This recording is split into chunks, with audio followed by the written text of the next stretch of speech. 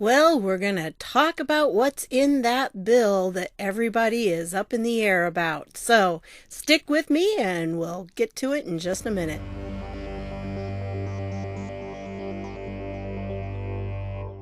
Hey everybody, this is Deb with Truthification Chronicles, and so much is happening all the time. I do want to get to the bill in just a minute, but before I do that, I want to point a couple things out here. First of all, Gallup had a new poll, and guess what? Trump's job approval rating matches all-time high. Woohoo! Woohoo! Not surprising to us, but of course, that's surprising to most of them.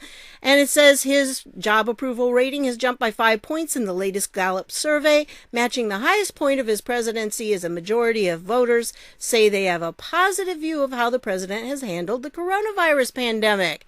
The new poll finds Trump's job approval rating at 49%, up from 44% in the same survey earlier this month. And then if you go down, it says the president's job approval rating has remained steady among Republicans, 92%, but he's gained 8 points among independents, 43%, and 6 points among Democrats, 13%. So he's gaining, and they're starting to see the guy knows more than the mainstream media has ever been telling you. And it appears that Trump's handling of the coronavirus response is behind the approval rating bump. 60% of voters overall said they approve of the job Trump is doing to address the epidemic. 60%. Pretty good, huh? Including 94% of Republicans, 60% of independents, and 27% of Democrats. And of course, he was criticized by a number of Democrats who said he didn't do things fast enough and early enough, and yet he closed the incoming China flights and everything. That was huge. And it was something that really has kept us from being up there at the top of things. And, I understand that any loss of life is bad, but when you look at the comparison of how many people in the United States have lost their lives and how many people in Italy, we actually reported our first 6 cases I think a couple days before Italy announced their first one. So huge difference there, especially if you take into consideration the size of the populations.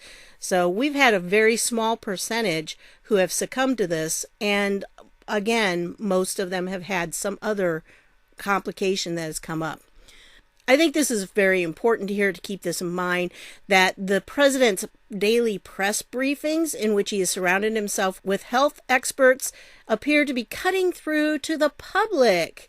Yeah, and that's why the mainstream media doesn't want him on. That's why they keep cutting him off, and they're gnashing their teeth about it, that they have to put him on there all the time. I just think it's kind of funny.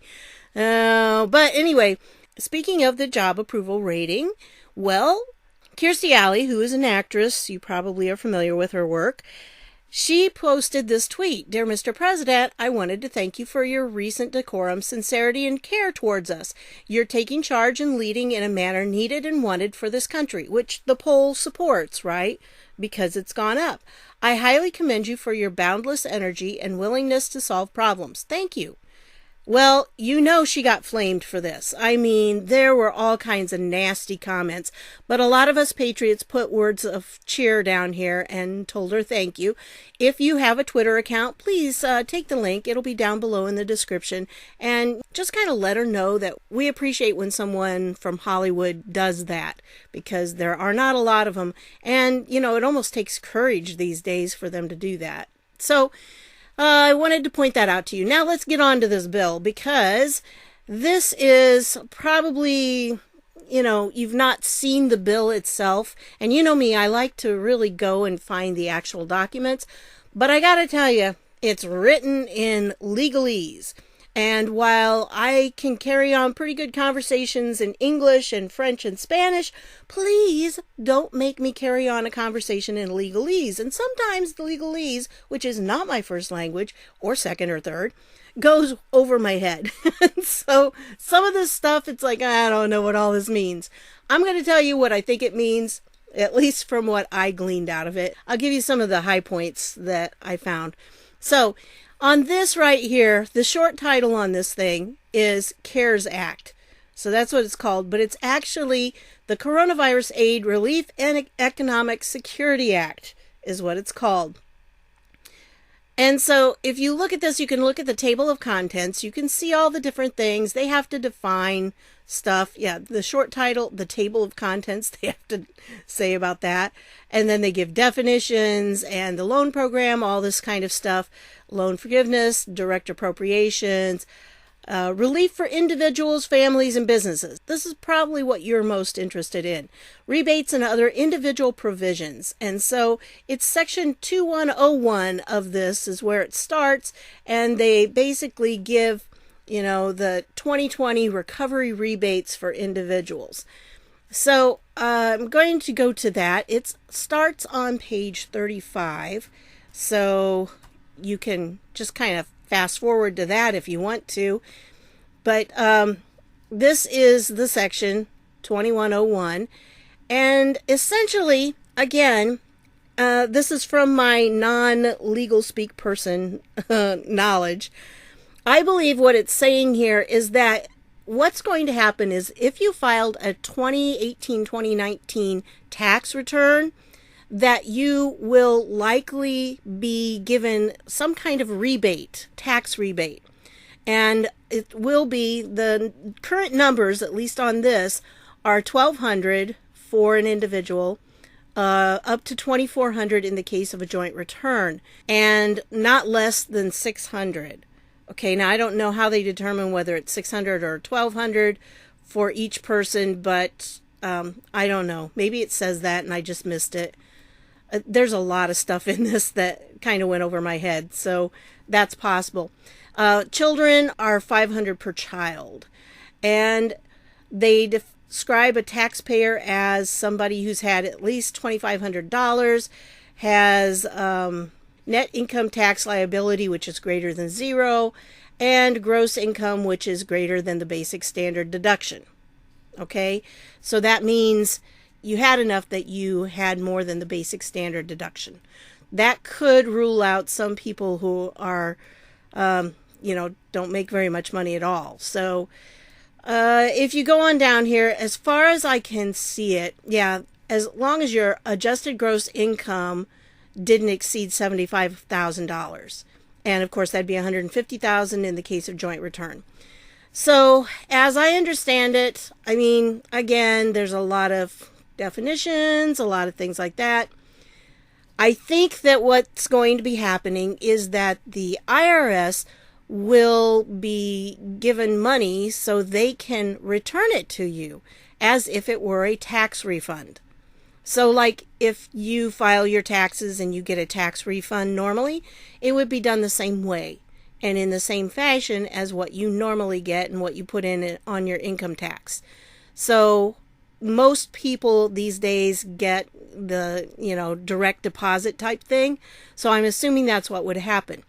But folks, don't be ready for this in any short length of time, because even if they approve this tonight, and I haven't been keeping up with today's bickering back and forth, so I don't know what they did, but I don't think they could take a vote on it until tomorrow anyway, which is when you're going to be viewing this on Wednesday.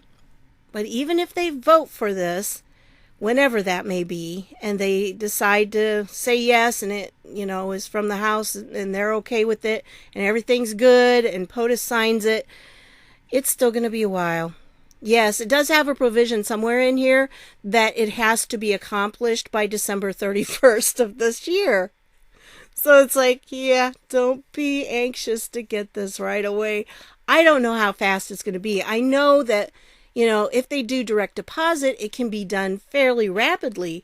But when you're talking about that many taxpayers, it is going to take a while.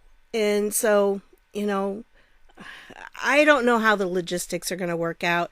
It goes through and it tells you a lot of stuff here. I'm going to leave this link down below. And if you're somebody who speaks this language more fluently than I do, then please go ahead and read it, and then you tell me down in the comments if I'm right on that. But that's what it seems like it's going to happen. And again, page 35, let me go back to that. Page 35 is where it starts, and that is page 35. Sometimes PDFs have like Roman numeral things at the beginning, and so the numbers don't always line up. But this one, yeah, it's page 35. That's where it starts. And you can look through if you want to look through the other things about the businesses, whatever. But I did hear that Nancy Pelosi backed down at this point, and so she's not going to be trying to put in all of her 1,400 pages worth of stuff in it. And I hope that is true, but I don't know if this is what they're going to end up with, or if there's going to have to be some adjustments to it before the final version or what.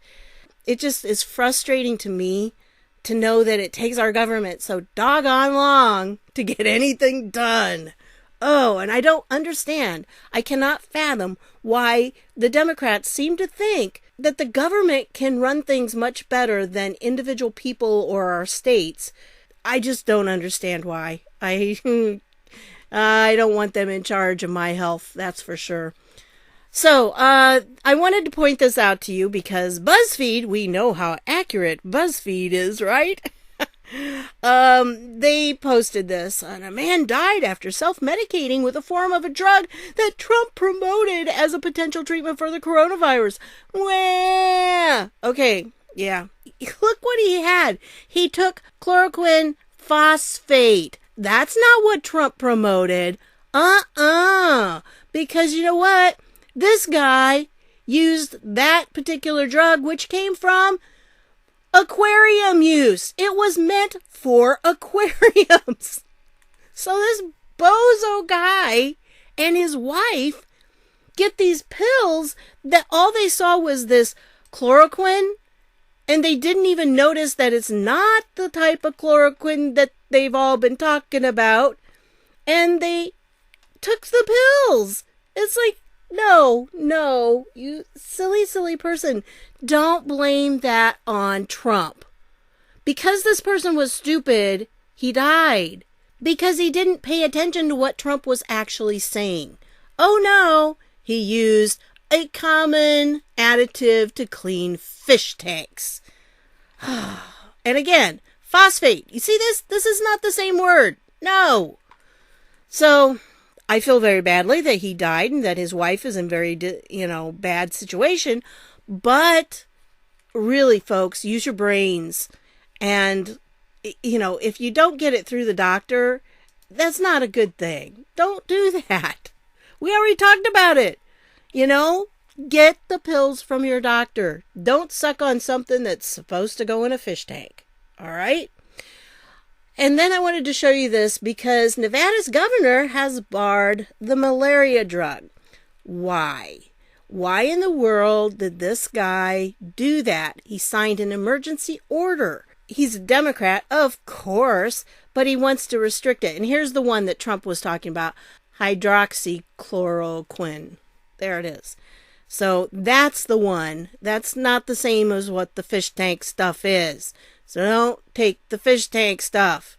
This is the stuff right here, and you have to get it through your physician. So call your doctor if you think you need it and talk to them about it. This is what's crazy about this is just a lie, because it says Trump last week falsely stated that the Food and Drug Administration had just approved the use. That is a lie. It's not a false statement. These drugs are out there, and if a doctor chooses to prescribe that to you for this particular virus, they can do it. The rules are set up right now so they can do that. So, they hate Trump so bad. And then this one, coronavirus turning point in U.S. will be earlier than predicted. This is a Nobel laureate says. Look at this. This guy says, guess what? It's going to turn around a lot faster than the mainstream media is saying, because that's what happens. And he guessed it right at China. He had it pretty close. He said it was going to peak around 80,000 cases, and it ended up 81,588. That's pretty close, as far as I'm concerned. He said about 3,250 deaths, and it was 3,281. So again, pretty accurate here. So I think this guy, he says, it's going to happen. The numbers are still noisy, but there are clear signs of slowed growth. And so I really think that this guy knows what he's talking about, and that this is what's going to happen. Now, I know that in the presser today, when I'm recording this, which is on Tuesday, President Trump talked about having it ready by Easter, having everything kind of tied up enough that people actually would be able to resume their normal lives by then. And of course, the mainstream media went bizarro on that. Well, it's one of those things. I think that we're going to see a lot more signs of it slowing before then, because mostly the steps that have been taken already. And as for the money, I just wish there was some way that it could be in your accounts right now, because there are so many people out there who genuinely need it. And frankly, in my opinion, I think they should have taken all of those congressmen and put them all in one building and lock them in and don't give them food until they get it done. Because a lot of Americans are going without food right now because they don't have the money to go to the grocery store and buy it. So, this is a serious situation for a lot of people. I've been there working, paycheck to paycheck.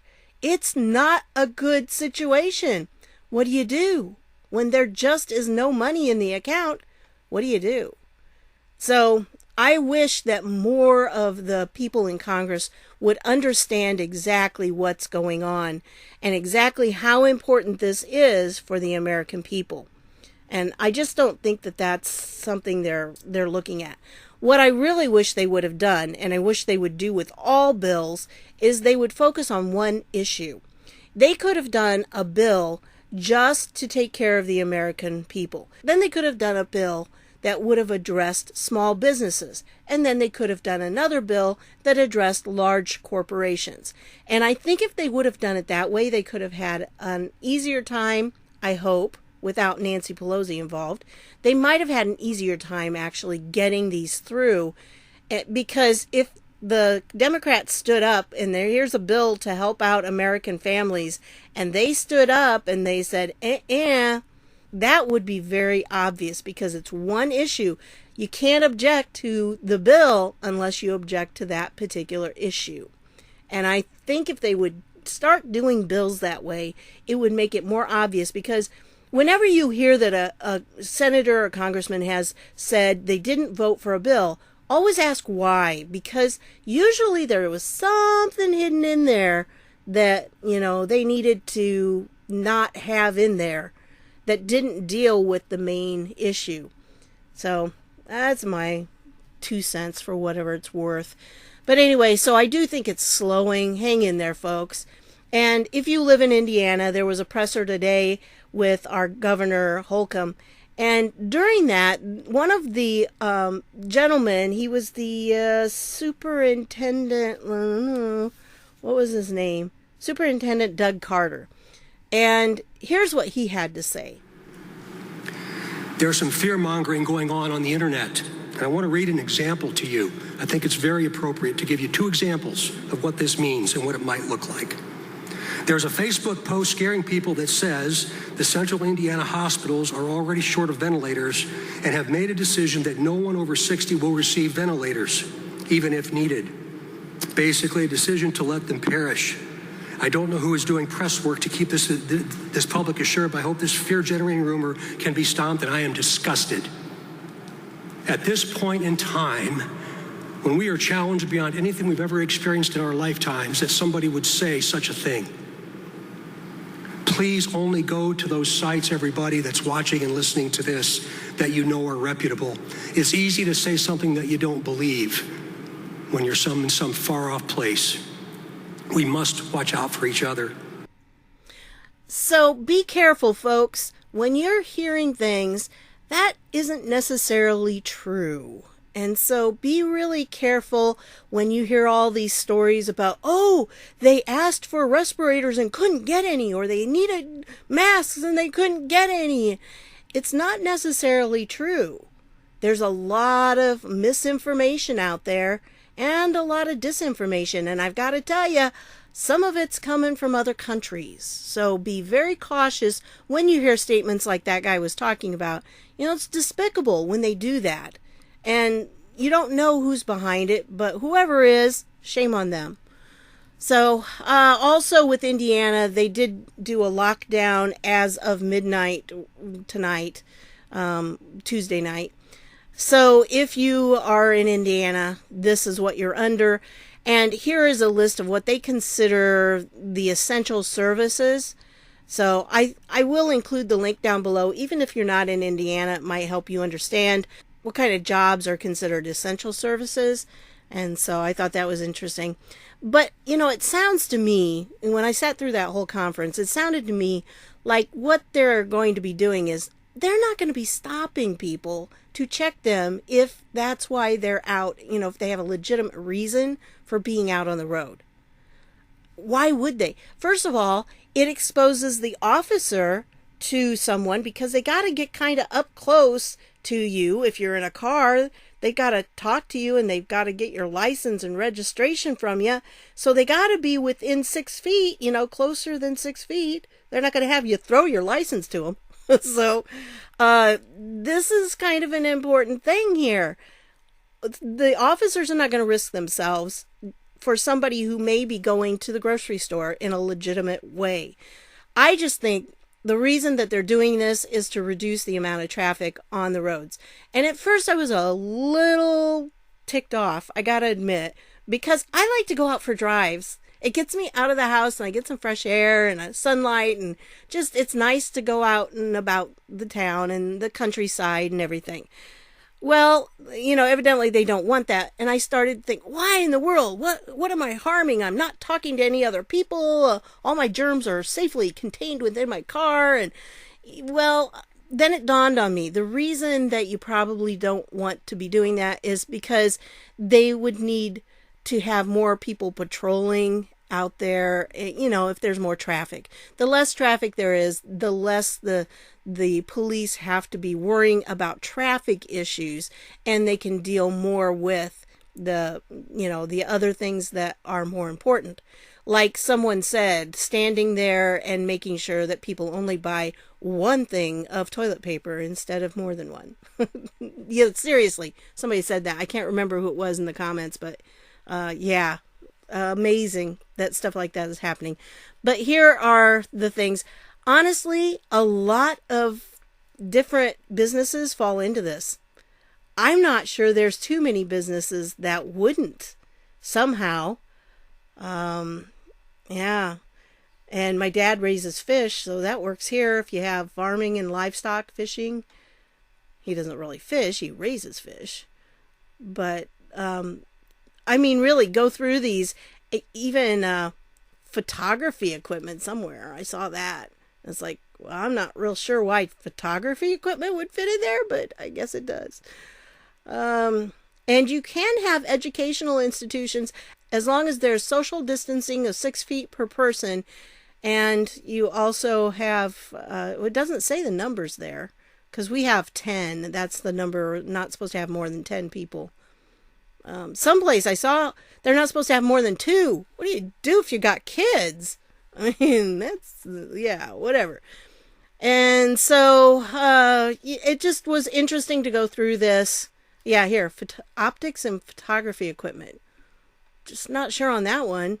And we do have firearm and ammunition suppliers and retailers for purposes of safety and security. Thought that was good because I saw one that closed down all the firearm retailers, which not good, but we already have our guns, right? Because we're prepared. But anyway, I thought I would put this down below. I thought it was interesting to see lots of stuff that really is considered critical labor. Oh, and of course you got to have labor union functions. I'm not real sure why those would be critical. I don't know. Hotels, to the extent they're used for lodging, so hotels can stay open, and they can have the delivery or carry out, and of course all the funeral services. I did see someone who on Twitter had lost their father to cancer, not to this. But, what do you do if you have to have a funeral right now? Oh, that would be not great. I saw a bunch of people that were having weddings and they just put it, they like live streamed it. And that's one thing, but live streaming a funeral, that's just not right. I don't know. So anyway, there's that. And then I wanted to show you, speaking of the coronavirus, guess who got it? Yeah, the president of Harvard. Remember, we just talked about the doctor from Harvard, the chairman of the chemistry and biology department, who was working for China for $50,000 a month. So this kind of says, because this is him shaking hands with Xi Jinping. There he is. I'm just not buying the Harvard, we didn't know he was working for the Chinese. Yeah, don't give me that. They were part of it. They understood what was going on. And that should scare everyone. Then, speaking of coronavirus too, we have Fauci. Now, I don't know if you watched on Tuesday the presser that went on today. Watch Fauci in the back when Larry Kudlow was talking. He was making all kinds of smirky, smiley faces. It was really weird, especially when Kudlow was talking about how, we were going to be able to come back stronger and everything, and that by fall we would be doing very well. And this guy gave a really weird look, almost like, you think you're going to come back from this? Oh no, you don't know what we have planned. I'm not saying that's what it was. That was just my impression when I saw him. I don't read body language, but to me, that's what it looked like. Anyway, yeah, he said, no doubt Trump will face surprise infectious disease outbreak. And this was January 11th, 2017. POTUS had not even been inaugurated at this point. Yeah. Part of it, though, is this guy is one of those negative people. It's just like he's putting out the worst case scenario every time. And that's what he's mentioning in this article. It's like, oh yeah, we'll definitely get surprised in the next few years. Risks have never been higher.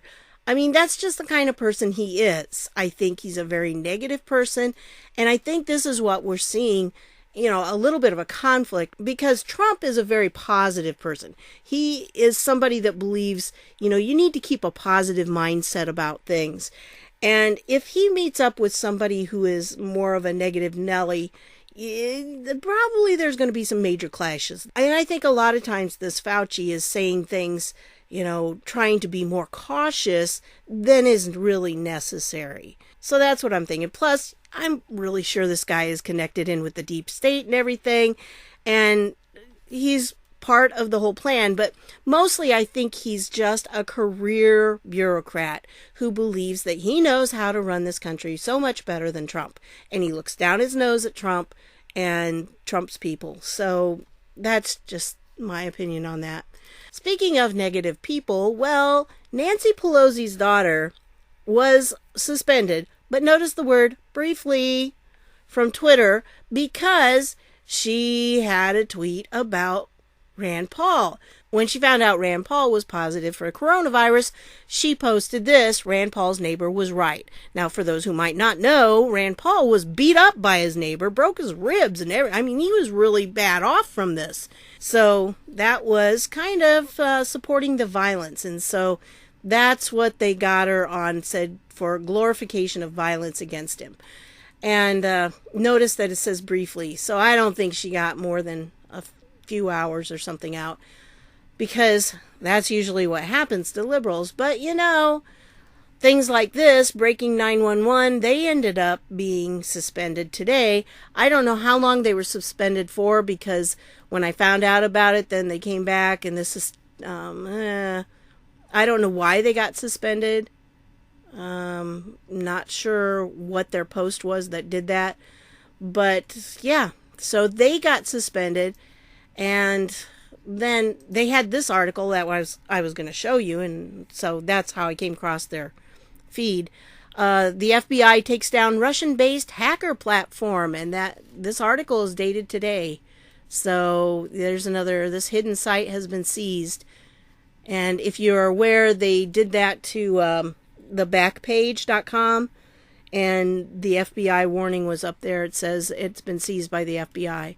So, yeah, this good thing here, and it's been shut down. So I'll leave that, and you can look at that down below if you want to. James Woods was another one who was suspended today. But again, I don't know how long he was suspended. I know he was. I'm just not sure how long he was suspended. But I thought I would show you this, because this is just really what it feels like is happening right now.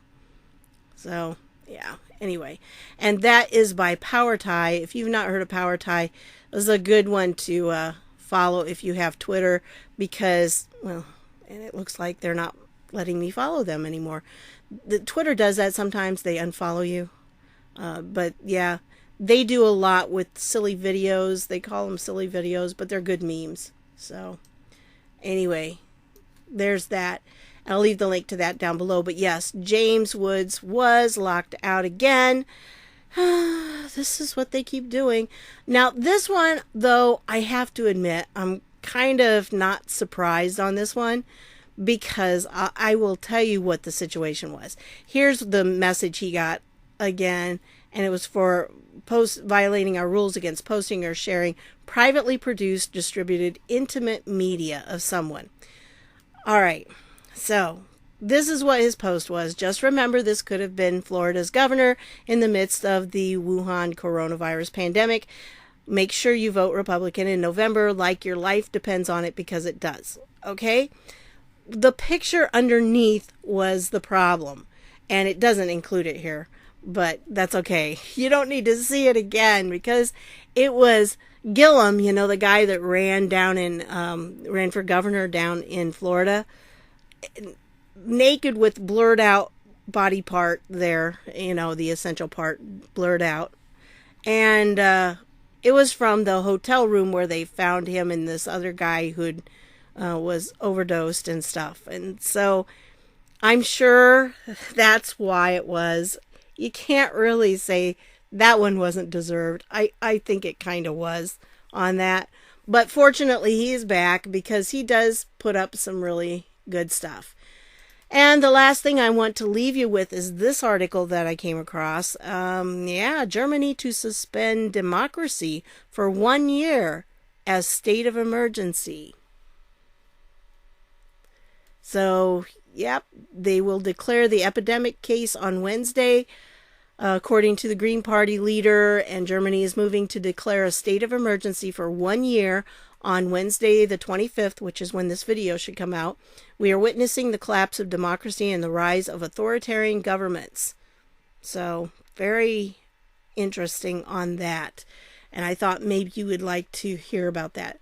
I'll leave the link to that down below. As always, it will be in the description. You'll probably have to click a little triangle or something if you're on a mobile device, and it'll pop that open. And they'll all be in there.